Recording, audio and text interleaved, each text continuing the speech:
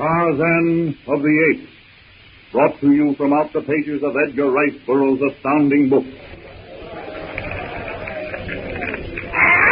Tarzan tightens his grip. A scream dies in King's throat.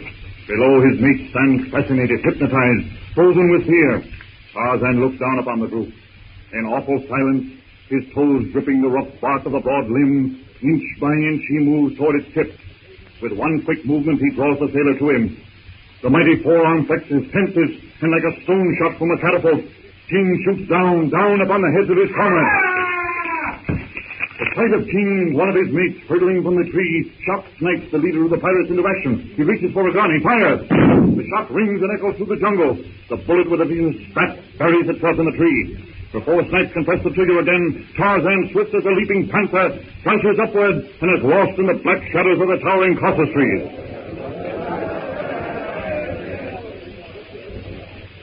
King, what happened? What? Was he an ape? Let me get away! Where do you go? Let me get away! Don't let him get near me again! Come off it, King. Pull yourself together. Blimey, you aren't dead yet. Well, we'll all be dead. I tell you, we'll all be dead if we hang around here.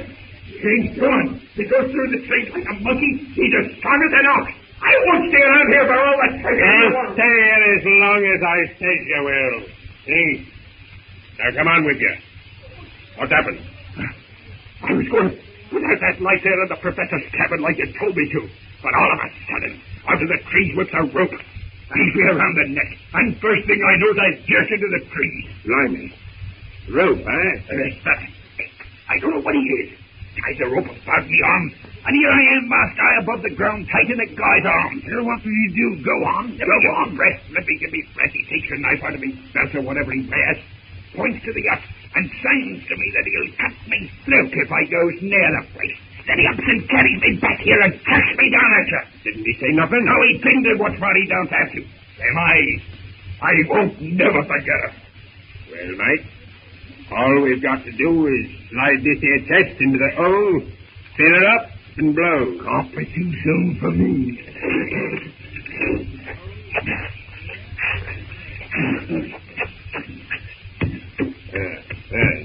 That's it, mate.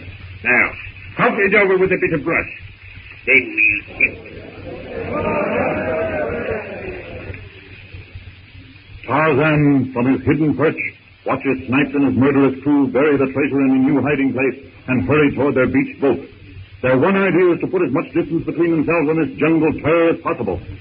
Swiftly, silently as the night itself, Tarzan drops to the lower terrace and, squatting on a limb, stares curiously at the spot where the men have buried the box. If the men did not want the box, then why didn't they toss it aside? Tarzan understands burying the portion of a kill which he cannot eat, but the box, what do they want with that? Perhaps the men are going to return. That must be it. Tarzan swings to the ground. He bends over with his hands thrust aside the underbrush covering the spot. His hand strikes metal. It's the spade carelessly thrown aside by one of the mutineers.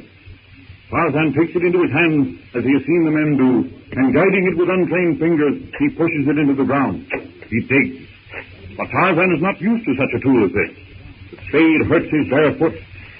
His hands will not guide it as he wishes. Yet the ape man goes on. He digs and scrapes away. The loose dirt yields to it. The spade strikes the chest. Tarzan casts the spade aside. He peers into the hole. He runs his fingers over the chest, examining it. Abruptly, he reaches down, and as though the great box were an empty packing case, he pulls it from the hole. He hangs the spade over his back with a brass rope, picks up the chest, that great treasure chest, which taxed the combined strength of 4 men, lifts it to his shoulders, and plunges into the brush. He follows one of the ape trails, and makes for a spot deep in the jungle. Nimble, lithe as any of the big cats, he pads silently, swiftly along the trail. He knows nothing about the contents of the treasure chest. He only knows that he does not like the cruel Tarmangani to whom it belongs, and that he wishes to annoy them so that they will leave his jungle. His pace slackens. He pauses for an instant, tense, listening. Satisfied, he flings down the chest and begins to dig with the spade. Tarzan learns quickly. The little practice has taught him a great deal about its use. The hole deepens rapidly. In the surrounding trees, sleepy monkeys wake. Blink their eyes. gaze down at the ape man and scold. The first golden fingers of the coming dawn tinge the eastern sky. Tarzan works fast. The hole is big enough. Quickly he dumps the chest in, scrapes the earth over it. Bending, he smooths the dirt, covers it with twigs, leaves. A perfect concealment. Vastly different from the brush piled on his clumsy hiding place by Snipes and his mates. With one last backward glance, Tarzan catches a vine and swings into the trees. Leisurely he makes his way toward the little cove, beside which stands the hut. The sun glints over the distant mountains. The jungle wakes to a new day. Tarzan glances down into the clearing. He stops, fascinated. There before the hut stands S.H.E. Quietly he lowers himself to the branch and sits, swinging his feet. While Jane is outside the hut preparing breakfast, Professor Porter, Philander, and Clayton are inside discussing their escape from the mutineers. Rather a novelty for us, isn't it? To be able to sleep all night without the possibility of waking up with our throats cut. Now, Archimedes, you know that one can't wake up with a cut throat. Philander, I was speaking metaphorically. One who is so lax in his mode of expression, you are much too meticulously particular. Metaphorical or not, I endorse the sentiment. This is the first time for a week that I've had both eyes closed while I slept. Where is Jane?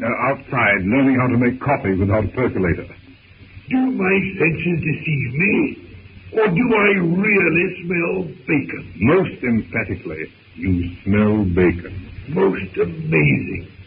Here we are on the west coast of Africa, miles from civilization, and yet we have bacon for breakfast. There's nothing amazing about it. I carried that bacon ashore myself. Breakfast?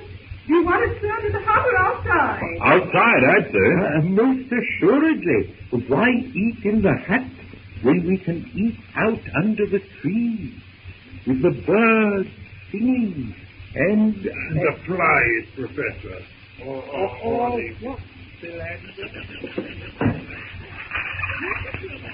Now, you sit here, Daddy, on this packing case. And me, Jane? You sit here, so you can reach the coffee. That will be your duty. Right. I'll pour it now.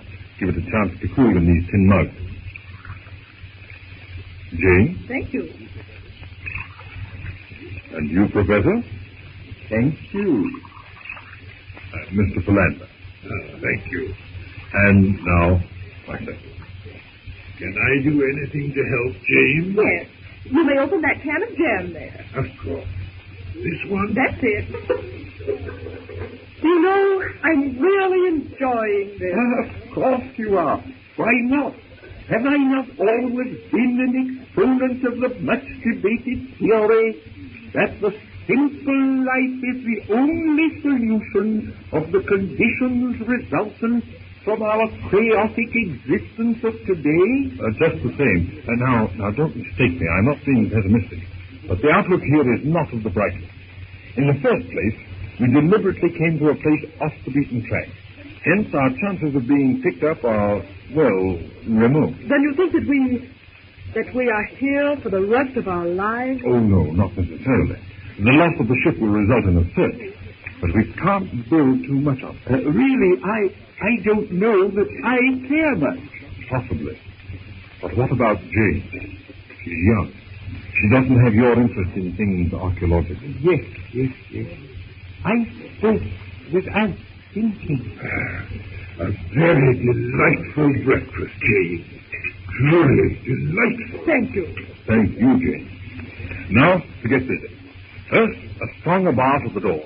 A separate room for you, Jane, and some other things to make us as comfortable as possible.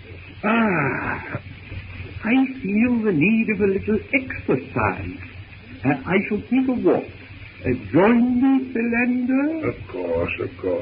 Now, as I was saying, last night when you dozed off to sleep, By the way, Philander, that is most undignified. What?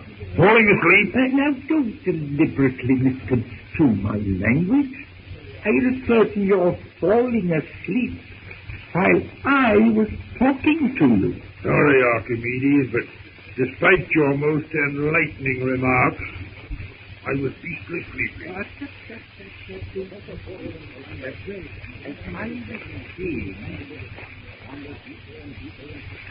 Professor Porter and Philander, intent on their discussion of things scientific, wander deeper and deeper into the jungle. Night falls. Oblivious to everything except their discussion, the two friends wander on and on. From the matted mass of underbrush, Numa's cruel yellow eyes watch. Numa roars.